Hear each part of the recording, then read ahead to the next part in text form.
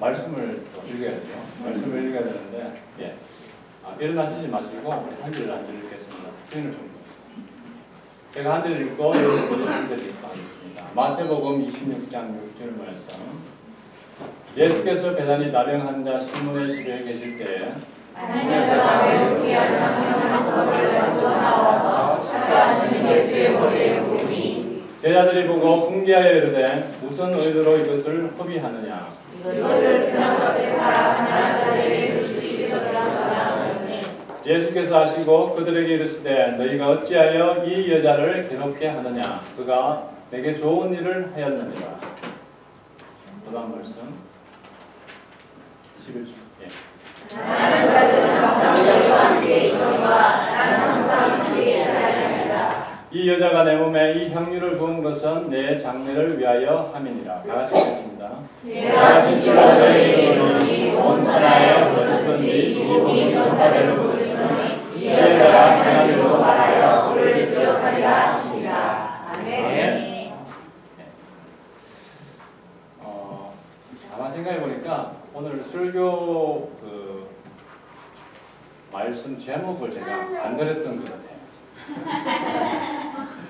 지금 하나 쳐주세요, 그러면. 그러면 그 준비했죠? 은혜의 흔적이라고.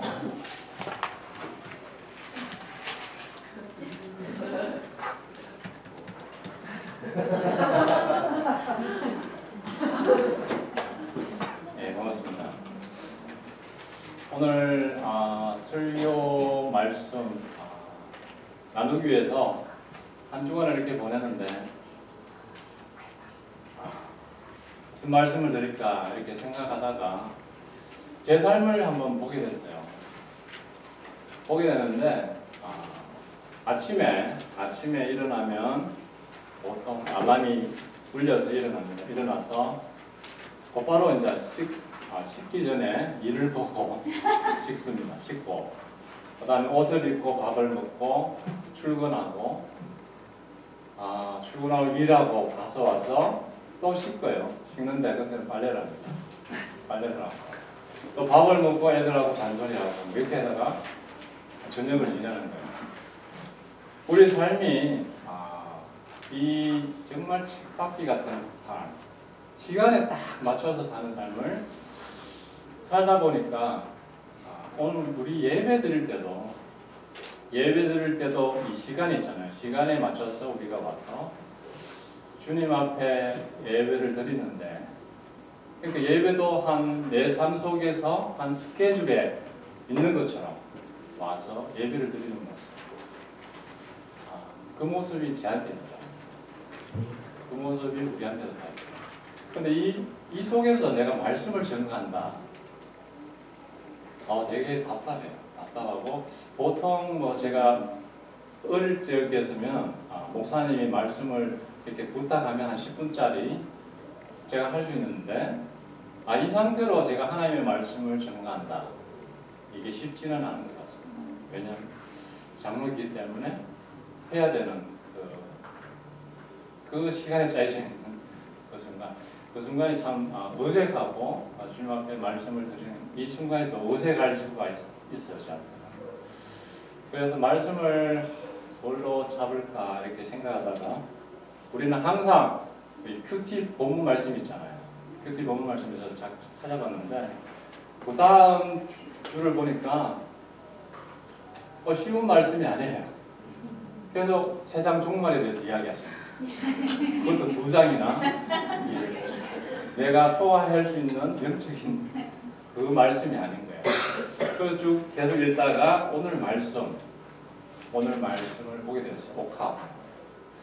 내 마음속에 우리가 이렇게 쳇바퀴 돌듯이 기계처럼 살아가다 보니까 생기는 게 있는데 우리 머리에는 생각을 잘 안 해요. 마음에는 텅 비어 있고 이게 계속 똑같은 일의 반복이 시작되니까 내 마음속에 우리들 마음속에 이게 감동, 감흥, 움직임 이런 것이 사라지는 그런 모습을 제가 보게 됐습니다. 오늘 이 말씀을 쭉 읽는데 이 말씀 옥합, 마리아, 우리 다 아는 이야기지 않습니까? 옥합을 드렸던 이 마리아를 따라가면 이 사람이 어떤 감흥이 있기 때문에, 감격이 있기 때문에 주님 앞에 나와서 있지 않을까. 제가 딱 끊어지는 거예요. 그래서 찾아봤습니다. 마리아의 향유 찾아보니까 대부분의 이야기가 이 사람은 모든 것을 자기의 전부를 주님 앞에 드리는 사람이다. 이렇게 결론이 나요. 되게 부담되잖아요. 아니 감흥을 받으면 나의 모든 것을 주님께 드려야 된다. 되게 부담이 돼요. 이 구절이 아니구나. 양념 찾자. 빌립보서 좋더라고요. 빌립보서 찾아보시면 아무 일에든지 다툼이나 허영으로 하지 말고 오직 겸손한 마음으로 각각 자기보다 남을 낫게 해라. 얼마나 부담이 없는 말씀. 좋아. 이 말씀을 잡고 한번 이렇게 읽어봤습니다. 읽어보는데 그 뒤에 보면 이 마음을 품으라. 곧 그리스도 예수의 마음이니 그는 근본 하나님의 본체시나 하나님과 동등됨을 취할 것으로 여기지 아니하시고 오히려 자기를 비어 종의 형체를 가져 사람들과 같이 되었고 자기를 낮추시고 죽기까지 복종하셨으니 곧 십자가에 죽으십니다. 이 돈보다 더 심한 정말 하나님의 말씀을 준비하면서 내 속에 말씀을 자꾸 피하려는 그런 마음을 보게 됐습니다. 정말 한심하구나. 내가 왜 이 말씀에 부딪히지 않고 또 피해 가려고 합니까? 자꾸 피해 가려고 해요. 그런 부분에. 왜 그럴까? 정말 보게 되었습니다. 근데 생각하다 보니까 한 가지 제한테 굴레가 있어요. 그 굴레는 예수를 믿기 시작하면 계속 우리 안에 헌신이라는 것이 자꾸 우리한테 쌓여가요. 그래서 쌓여가고 우리가 늘 듣던 충성, 봉사, 열심, 헌신, 섬김, 도움, 구제 이것들이 계속 우리한테 오게 돼 있습니다. 근데 정말 귀중한 거예요. 우리가 예수 그리스도를 믿음으로 말미암아서 내가 그런 삶을 살 수 있다는 거, 그게 풍성한 삶이죠. 풍성한 삶이에요. 그런데 이 헌신이라는 굴레, 이것이 내한테 왔을 때 내가 감당하지 못하면 이것으로 말미암아서 정말 말씀 속에서 예수님을 보지 못하는 내 자신을 보게 됐어요. 그래서 자꾸 피해가는 그런 모습을 보게 되었습니다. 특별히 이 말씀들은 야고보서에서 굉장히 많이 나와요. 야고보서. 로마서에서는 계속 믿음으로 구원을 얻는다고 그러지만 야고보서에 가면 계속 행위를 강조합니다. 제가 한번 들을 테니까 한번 들어보세요. 만일 형제나 자매가 헐벗고 일용할 양식이 없는데 너희 중에 누구든지 그에게 이르되 평안히 가라, 더웁게 하라, 배부르게 하라 하며 그 몸에 쓸 것을 주지 아니하며 무슨 이익이 있으리요? 이와 같이 행함이 없는 믿음은 그 자체가 죽은 것이다. 이 행위가 필요합니다. 그 다음 말씀에 보면 긍휼을 행하지 아니한 자에게는 긍휼 없는 심판이 있으리라. 긍휼은 심판을 이기고 자랑하느니라. 그런 말씀이 있고 하나님 아버지 앞에서 정결하고 더러움이 없는 경건은 곧 고아와 가부를 그 환난 중에 돌아보고 또 자기를 지켜 제 속에 물들지 아니하는 이것이니라. 우리 말씀을 너무나 많이 듣고 너무나 도전 많이 받고 그렇게 우리 신앙생활을 하고 있습니다. 이 말씀이 나쁘다는 게 아니에요. 이 말씀이 정말 우리 삶 속에서 우리가 예수를 믿지 않았다면 이렇게 살 수 있는 기회를 얻지 못하는 거예요. 사실은. 그런데 나는 왜 자꾸 이러한 말씀에 부딪혀서 피해가는 것입니다. 아마 우리 모두가 그런 퀘션은 가지고 될 오늘 본문 말씀을 보시면 옥황을 드는 마리아 이야기가 나옵니다. 이 말씀은 6월절 날 예수님이 돌아가시는데 6월절 6일 전에, 그러니까 다음 주에 예수님이 베다니라는 동네에 가시게 됩니다. 베다니는 굉장히, 베다니를 찾아보니까 베다니라는 뜻은 굉장히 가난한 사람들만 사는 데예요. 그러니까 예루살렘이 이렇게 있으면 예루살렘 성 밖에 멀리 떨어진 데서 가난한 사람들만 모여 사는 데, 그런 곳을 베다니라고 하는데 그곳에 예수님이 가시는 거죠. 옛날에 저도 그러니까 달동네인데 60년대 70년대 저도 그런 곳에 살지는 않았지만 그 근처에 잘 살았습니다. 친구들이 거기 있고 가면은 피난민들이 살다가 이렇게 집을 지었는데 제 몸이 이렇게 들어갈 수 있을 정도 골목이 좁고 그런 데서 살고 있었어요. 그런 곳에서 예수님께서 가신 거죠. 그런데 이 예수님께서 찾아가셔가지고 하신 일이 있죠. 식사를 다 같이 하는데 한 여인이 와서 향유를 가지고 왔습니다. 향유를 가지고 와서 머리에 붓고 발에다 붓고 해서 자기 머리로 이렇게 씻기는 그런 사건이 일어나는데 이 사건에서 우리가 정말 이해가 되지 않는 부분들이 몇 군데 있어요. 이해가 되지 않는 몇 군데가 있는데 그거는 예수님께서 가나안 동네에 찾아갔다는 사실이에요. 그 두 번째는 예수님께서 하신 말씀이죠. 향유를 붓고 그 다음에 어찌하여 이 여자를 괴롭게 하느냐, 내게 좋은 일을 하였다 하는 말씀. 참 이해하기 힘들어요. 그리고 그 다음에 보시면 이 여자는 내 몸에 향유를 부은 것은 내 장사를 위하여 함이다. 예수님 말씀, 온 천하에 어디서든지 이 복음이 전파되는 곳에서 이 여자의 행한 일을 말하며 저를 기념하리라 라는 말씀이에요. 그러니까 오늘 이렇게 식사하면서 어떤 여자가 와서 향유를 붓고 이런 일이 일어났는데 예수님은 그것을 인정해 준 거예요. 그런데 한 말씀을 보면 이해가 가는 말씀이 있습니다. 그 제자들의 말과 행위였었어요. 이 향유를 한번 우리가 생각해 보면 향유는 옛날 이스라엘 여인들이 시집 가기 위해서 너무 비싸니까 한 방울씩 사가지고 돈이 생기면 그 한 방울 사가지고 집어넣고 해놨고 또 계속 산 거예요. 사서 그것을 시집 가기 위해서 저축한 거죠. 그러니까 그 가격을 따져보면 300데나리온이라는 돈인데 한 데나리온이 노동자가 일하는 하루 품값이랍니다. 그래서 300일을 일하면 먹지도 않고 그게 쓰지도 않고 하면 그 돈을 모을 수 있는 거예요. 그래서 향유를 사서 시집 가기 위해서 이렇게 모아둔 건데 이 향유를 들고 와서 이 여인이 주님한테 바치는 이야기입니다.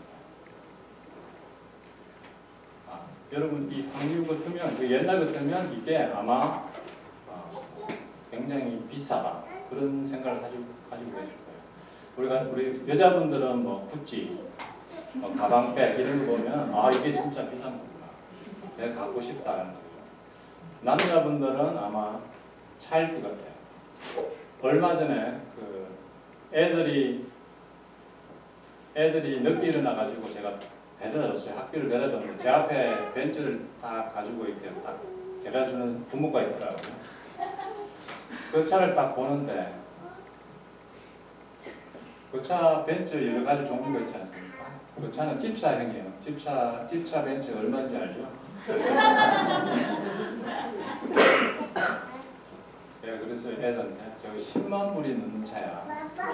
그러면서 제가 보면서 그 제자들은 이것을 보면서 저것을 팔아서 구제하자 이렇게 이야기를 한 거죠. 근데 저는 그렇게 생각 안 했어요. 저거는 못 뽑더라도 밑에 것을 뽑아가지고 젊었을 때 젊었을 때 더 늙기 전에 한번 타고 싶다. 뭐 그런 생각이 들더라고요. 그렇게 보면 제자들이 이렇게 한 말, 그 말은 우리보다 좀, 쟤보다 수준이 한참 높은 그런 이야기였어요. 그렇게 사는 사람이 있다는 거죠.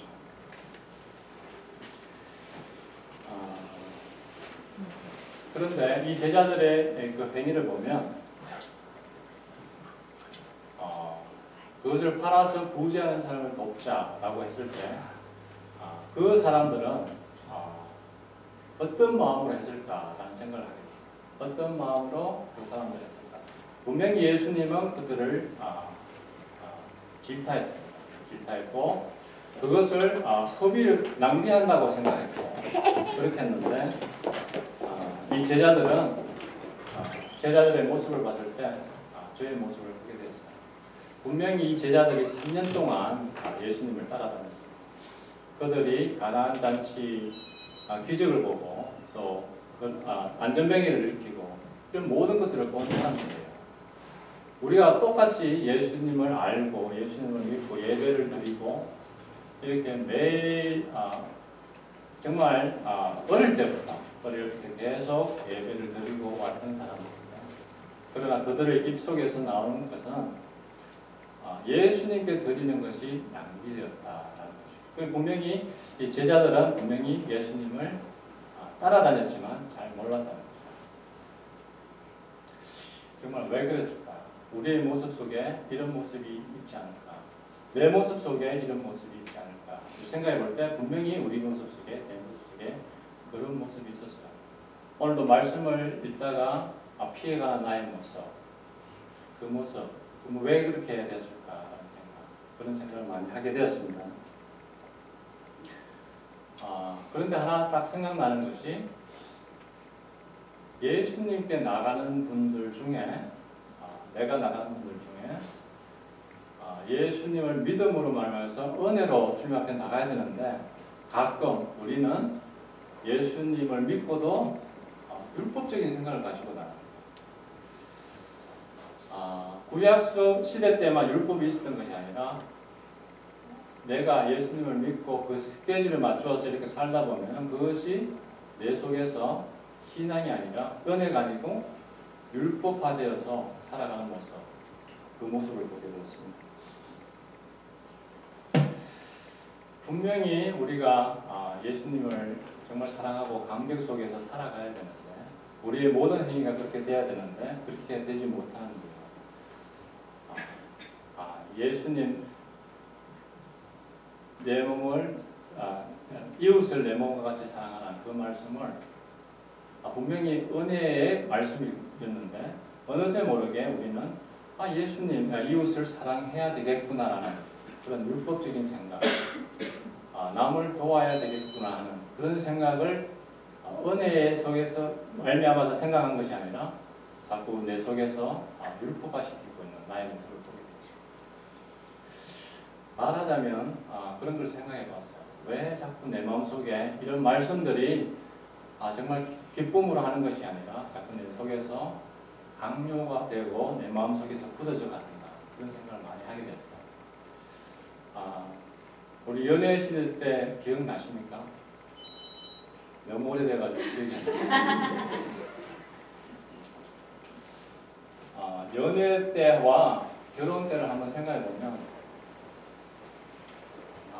이렇게 생각할 수 있을 것 같아요.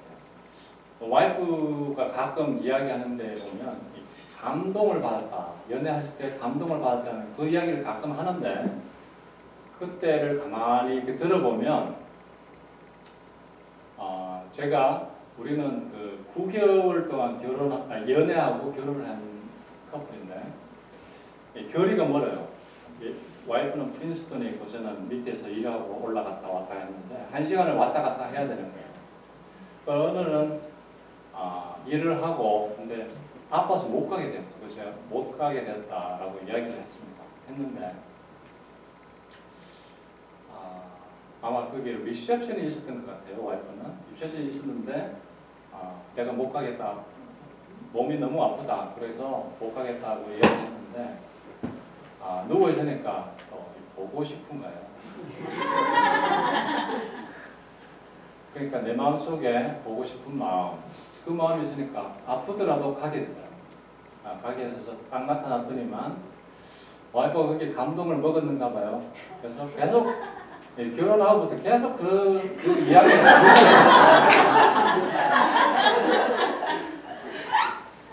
그 얘기를 하는데 예상치 못한 일을 경험했을 때 사람이 감동하구나. 만약에 결혼을 안 했다면 예상치 못한 일을 자꾸 해줘요. 여자는 감동. 근데 나는 그 연애했을 때 어떨 때 감동했을까? 감동을 받았을까? 가만히 생각해 보니까 저는 와이프가 그때 와이프 은주시죠? 김밥을 해줬어요.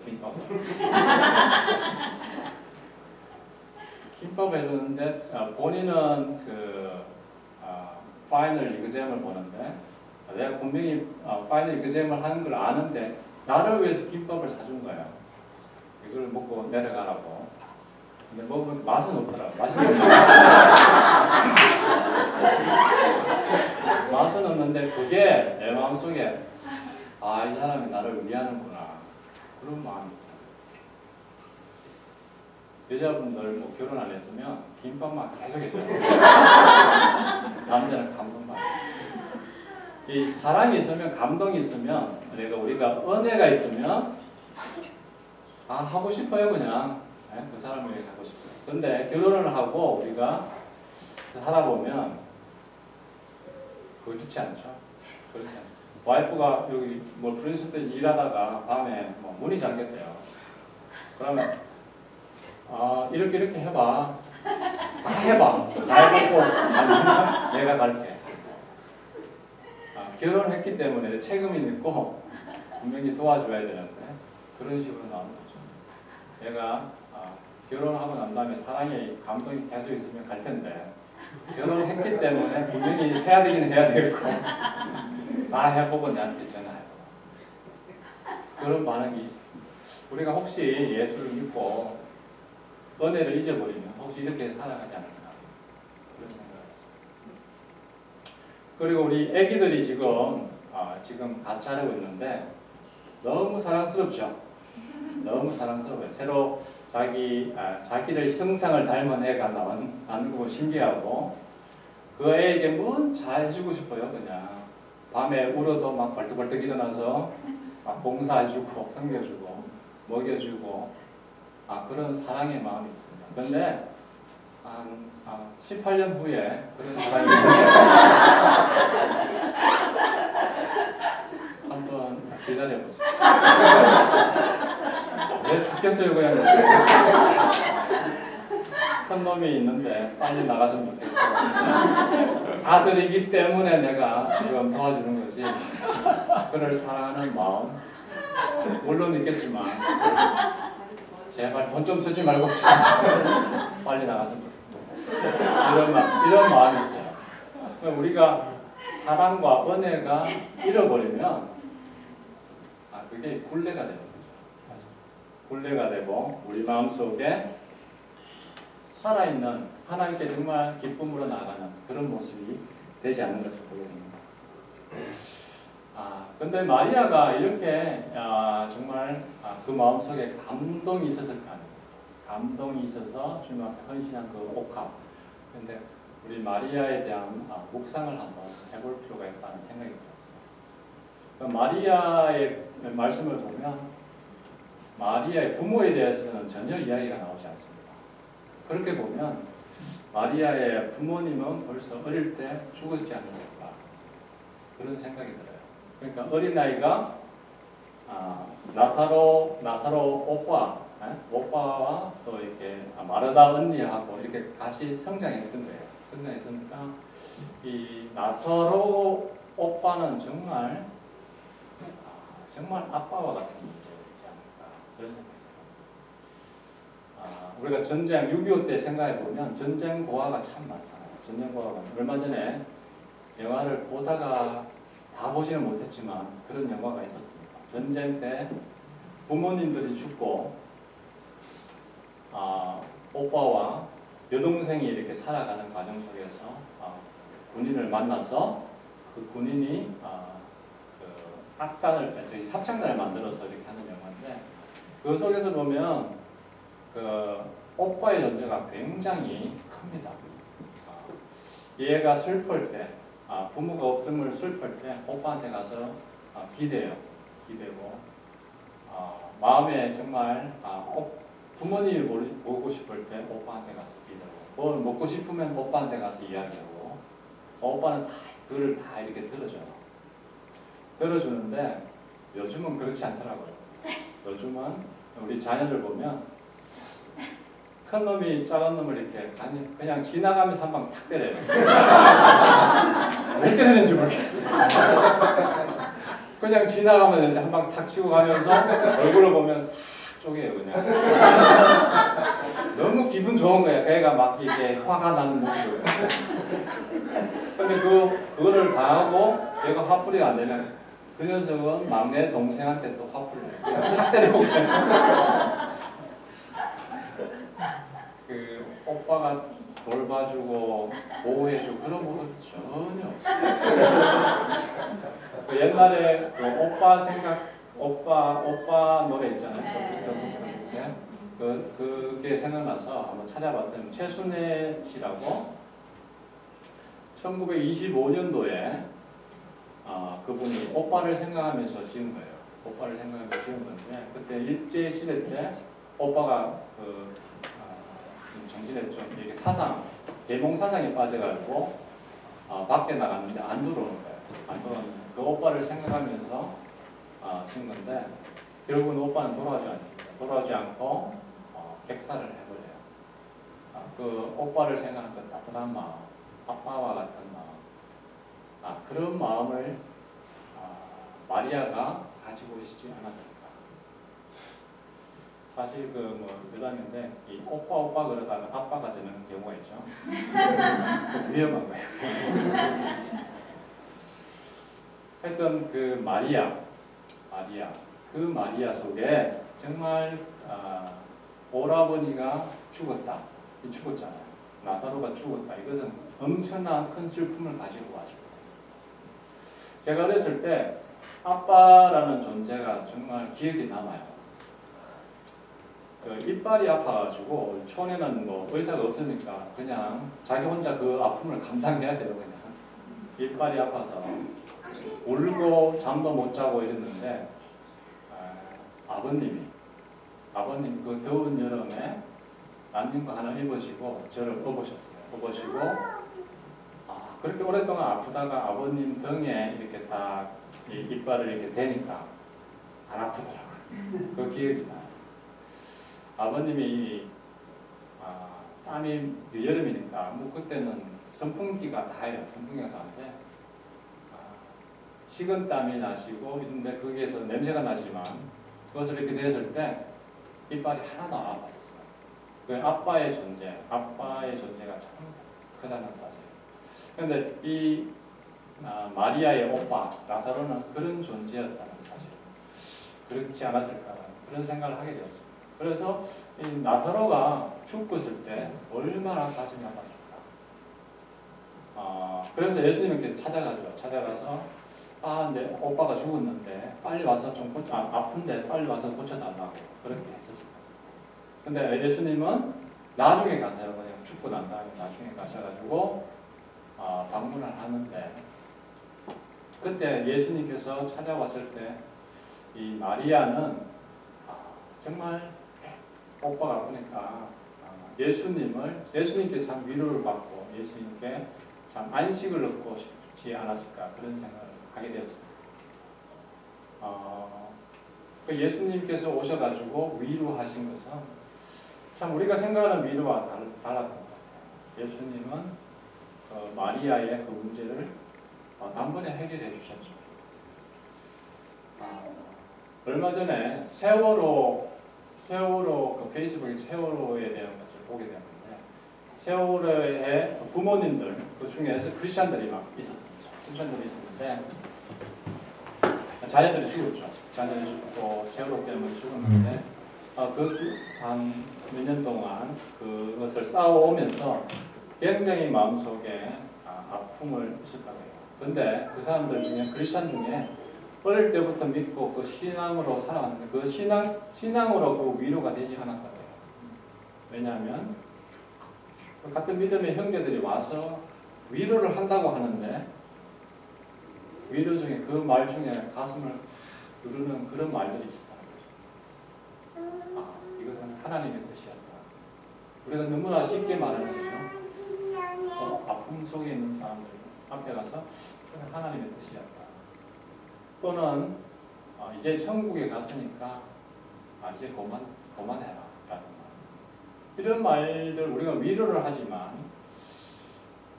그게 더욱더 이 사람들의 마음을 아프게 했다는 거죠. 그들에게 가장 위로됐던 것은 그 옆에 같이 슬플 때 울어주고 같이 있었다는 거예요. 세상 사람들이 왔을 때 정말 슬퍼해주고 그것이 그들에게 가장 큰 위로가 되었다는 그런 이야기를 보게 되었습니다. 우리가 또 신앙생활을 하면서 우리가 위로하고 이것 좋은데 참 우리 위로 속에서 정말 그들의 마음을 아파하며 같이 할 수 있다는 것 그것이 참 더 중요하다는 생각을 하게 되었습니다.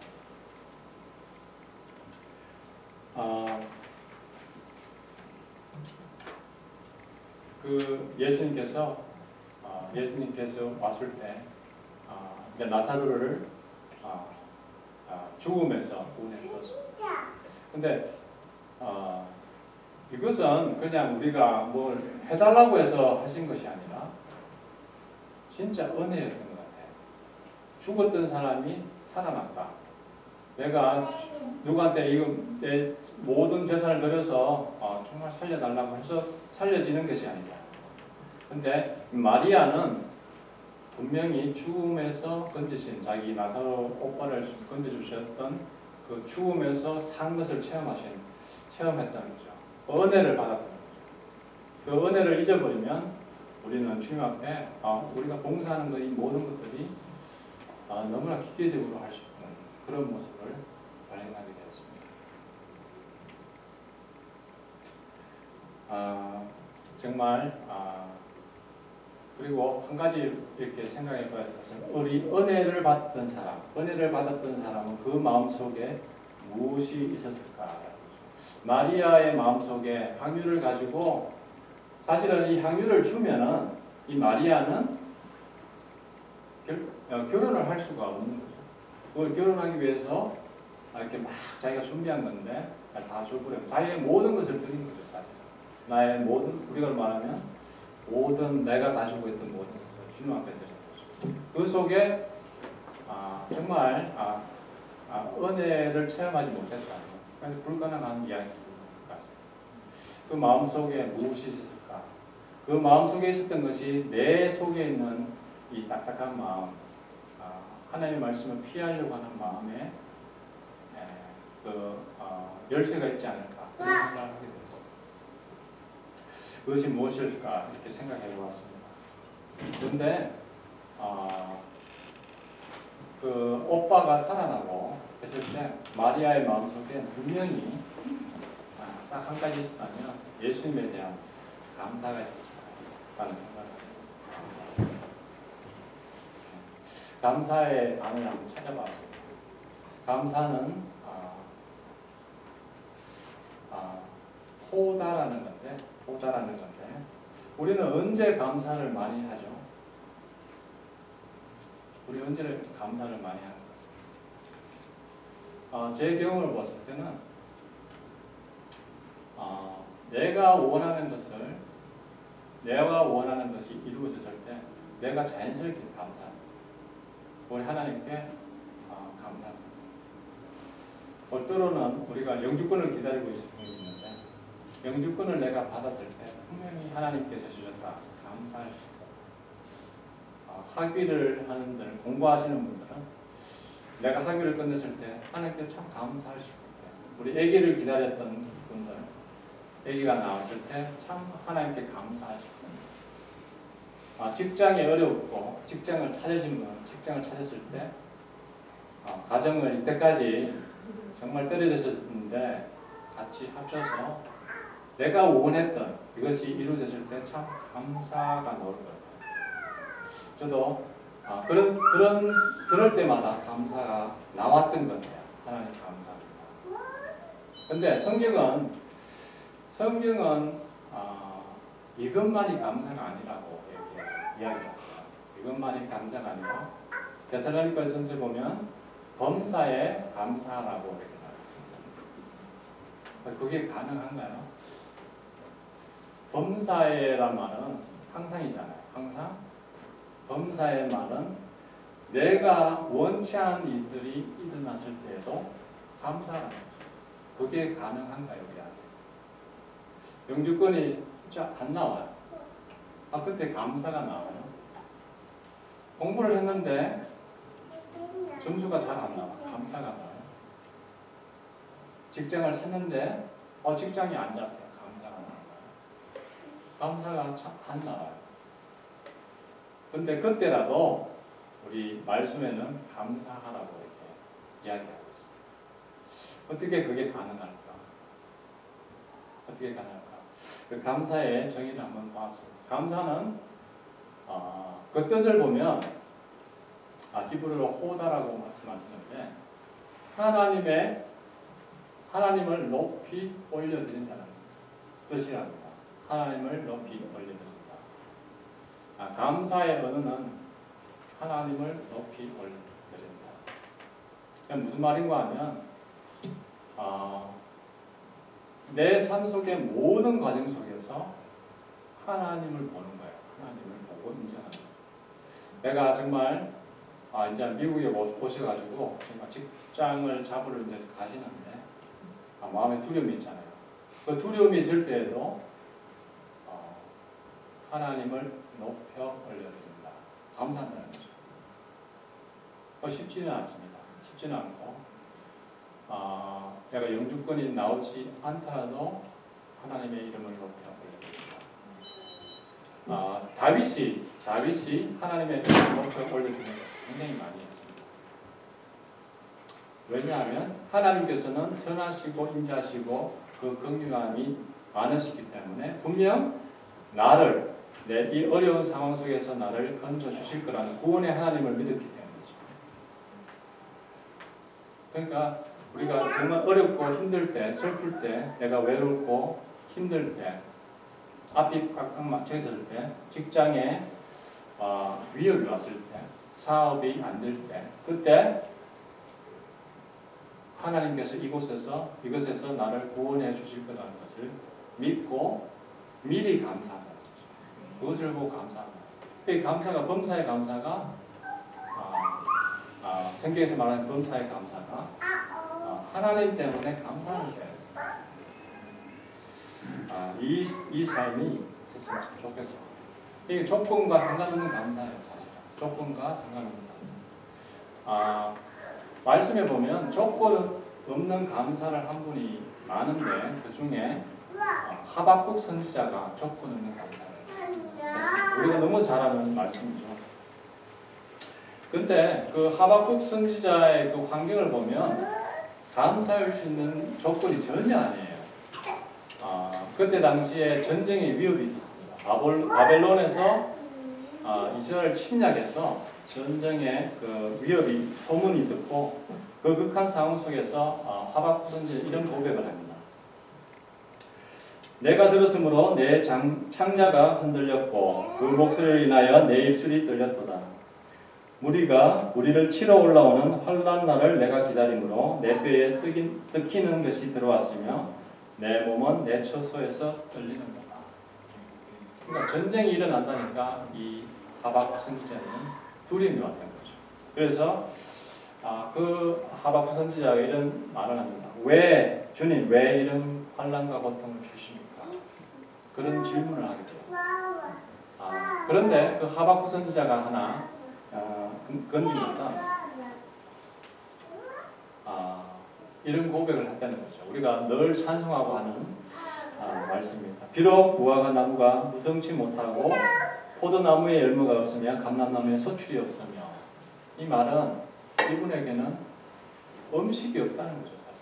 옛날에는 그러니까 우리 말로 말하면 음식 살 돈이 없는 거예요. 전혀 없었어요. 그런 상황 속에서 있었고 또 우리의 양이 없으면 외양간에 소가 없었고 옛날에는 농경 시대니까 일할 장소가 없는 거예요. 직업이 없는 거예요. 그런 상황 속에서 이런 고백을 합니다. 나는 여호와를 인하여 즐거워하며 나의 구원의 하나님을 인하여 기뻐하리로다. 하박국 선지자도 그 어려운 상황 속에서도 슬펐을 때에도 정말 전쟁의 위험이 왔을 때에도 구원해 주시는 하나님 때문에 제가 감사합니다 라고 고백하십니다. 만약에 우리가 정말 구원해 주실 것이다, 나의 상황 속에서 구원해 주실 것이다, 그 하나님만 믿는다면 우리는 감사함으로 이 마리아의 옥합을 드린 그 마음처럼 주님 앞에 감사함의 마음으로 나올 수 있다고 믿습니다. 우리 안에 정말 감사가 넘쳤으면 좋겠어요. 마지막으로 한 말씀 드리고 마치겠습니다. 얼마 전에 신문을 읽다가 이 말씀을 들었습니다. 그 옛날에 전북 김제시 금산면에 있는 금산교회 이야기입니다. 그 교회 가면 사진이 2개 붙어 있답니다. 하나는 1905년도 이야기예요. 1905년도 조덕삼 장로님의 사진이 있고 이자익 목사님의 사진이 있다고 합니다. 근데 그 재밌는 것은 이 장로님과 이 목사님의 원래 사이는 양반과 머슴 사이예요. 우리 대본 형제 잘 아시겠지만 양반과 머슴 사이. 그러니까 집에서 이자익 목사님은 젊었을 때 방황하다가 이 조덕산 장로님을 받는 거예요. 조덕산은 그 지역에서 유지였는데 이분을 데리고 와서 그곳에서 마부로 일을 하겠다. 머슴이에요, 완전히 머슴인데 이 조덕산 장로님이 예수님을 영접하게 됐어요. 예수님을 영접하게 되고 또 자기가 부리던 머슴을 교회로 인도하게 된 거죠. 이자익 목사님이 이렇게 왔는데 그래서 열심히 봉사를 하고 열심히 헌신을 했습니다. 그래서 사람들의 인정을 받았고 했는데 교회가 이제 조금 성장하자 장로 피택을 해야 되는 거예요. 장로를 한 분을 해야 되는데 이 2분이 후보로 나왔습니다. 후보로 나왔는데 누가 되었겠습니까? 머슴인 이자익이라는 머슴이 장로 피택이 된 거죠. 이런 상황이면 저와 여러분은 어떻게 할까요? 이거 무효다. 뭐 그렇게 말하지 않을까요? 나는 여기 못 있겠다 더 이상. 내 동네에서 지역사회에서 유지인데 그런 마음이 들 수 있지 않겠어요? 그런데 이 조덕삼 장로님은 이렇게 말씀했다고요. 나는 하나님의 뜻을 겸허히 받아들여 이자익 장로를 잘 받들고 교회를 더욱 잘 섬기겠습니다. 이런 고백을 합니다.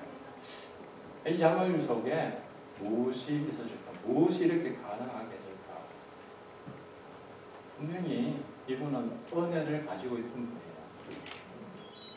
예수님의 은혜. 우리가 하나님 앞에 나갈 때 자꾸 예수님 때문에 해야 된다는 그 율법적인 것이 아니라 나를 구원해 주셨던 그 하나님의 감격에서 나가는 사람에게 분명히 우리의 헌신도 하나님께서 감사한 마음으로 받을 수 있어요. 이것이 우리가 된다면 정말 주님 앞에 정말 하나님 다시 한번 더 구원의 하나님 다시 한번 회복해 주십시오. 그렇게 알아야 될 것 같아요. 그래서 조덕삼 장로님은 2대 장로님이고 이자익 그 장로님은 나중에 신학교를 가게 됩니다.